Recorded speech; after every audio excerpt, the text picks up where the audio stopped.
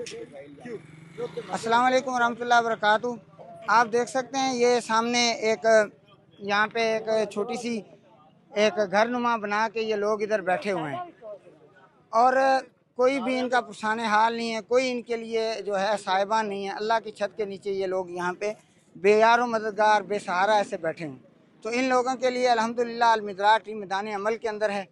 आप देख सकते हैं हमारे उस्ताद मोहतरम शेख आतिफ अहमद हाफिज़ुल्लाह इधर आए थे और उन्होंने इन लोगों के साथ वादा किया था कि इनके लिए वो जो है वो साहिबान टेंट राशन और इनके जानवरों के लिए साइलेज वगैरह यहाँ पे मुहैया करें।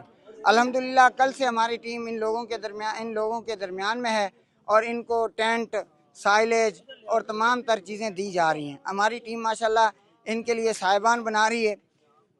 चारपाई के साहिबान से इनको इंशाल्लाह टेंट के साहिबान के नीचे लेकर आएंगे और टेंट के साहिबान से इंशाल्लाह इनको घरों तक बाहिफाजत पहुँचाएँगे। हमारा ये अज़म है। अल्लाह ताला से दुआ है अल्लाह ताला हमें जो है इसमें तौफीक दे और मेहनत के साथ काम करने की तौफीक दे। जज़ाकल्लाह। अस्सलाम वालेकुम रहमतुल्लाहि व बरकातुहू।